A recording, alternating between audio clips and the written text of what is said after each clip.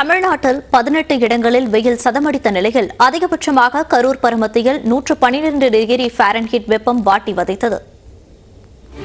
தமிழ்நாட்டில் கத்திரி வெயில் தொடங்குவதற்கு முன்பாகவே கோடை வெயிலின் தாக்கத்தால் மக்கள் கடும் அவதியடைந்து வருகின்றனர். இந்நிலையில் தமிழ்நாட்டில் நேற்று அதிகபட்சமாக கரூர் பரமத்தியில் 112 டிகிரி ஃபாரன்ஹீட் வெப்பம் பதிவானது.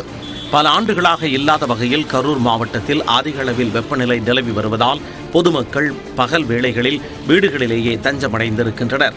மரங்களை வளர்க்காததாலும் இயற்கை வளங்களை பறிகொடுத்ததாலும் இதுபோன்று கரூரில் அதிக வெப்பநிலை பதிவாகியிருப்பதாக சுற்றுச்சூழல் ஆர்வலர்கள் தெரிவித்தனர். இது பார்த்தீங்கன்னா இயற்கை வளங்கள்லாம் இப்போ காலப்போக்கில் அழிஞ்சிட்டு இருக்கனால இந்த வெயில் அதிகமாக இருக்குங்கிற மாதிரி ஒரு கருத்து நிலவுது.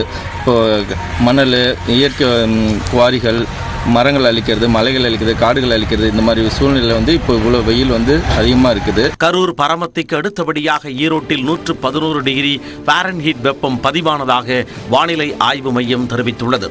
வேலூரில் 110, திருப்பத்தூர், திருச்சி, தருமபுரியில் 109 டிகிரி ஃபாரன்ஹீட் வெப்பமும் பதிவாகியுள்ளது.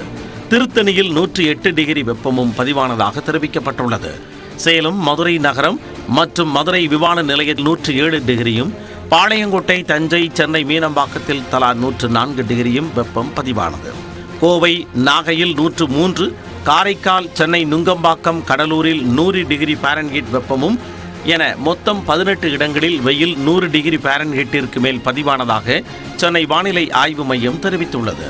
நியூஸ் 18 தமிழ்நாட்டிற்கு பேட்டியளித்த தனியார் வானிலை ஆய்வாளர் ஸ்ரீகாந்த், தமிழ்நாட்டில் கிழக்கு தொடர்ச்சி மலைப்பகுதிகளில் கோடை மழை பெய்ய வாய்ப்பு உள்ளதாக கூறினார். நம்மளோட தமிழகத்திலேயே எடுத்துக்கிட்டிங்கன்னா கிழக்கு தொடர்ச்சி மலையை ஒட்டி இருக்கக்கூடிய அந்த ஈரோடு மாவட்டத்தின் சில பகுதிகள், அதாவது அந்தியூர், பர்கூர் அந்த மாதிரி பகுதிகள், அதே மாதிரி கோயம்புத்தூர் மாவட்டத்தின் சில பகுதிகள் இந்த மாதிரி சமயங்களில் மழை பார்க்கும். தருமபுரி, கிருஷ்ணகிரி, திருப்பத்தூர் மாவட்டத்தின் சில பகுதிகள் நம்ம கோடை காலத்தில் அவங்களுக்கு சாதாரணமாக கோடை காலத்தில் நல்ல மழை அவங்களுக்கு பெய்யும். பொதுவாக தமிழ்நாட்டின் உள் மாவட்டங்களில் தான் கோடை மழை பெய்யும் எனவும் தனியார் வானிலை மைய ஆய்வாளர் ஸ்ரீகாந்த் கூறினார். வட தமிழக உள் மாவட்டங்களில் இன்றும் நாளையும் அதிகபட்ச வெப்பநிலை இயல்பை விட 5 டிகிரி செல்சியஸ் வரை அதிகமாக இருக்கும் என்பதால் வெப்ப அலை எச்சரிக்கை விடுக்கப்பட்டுள்ளது.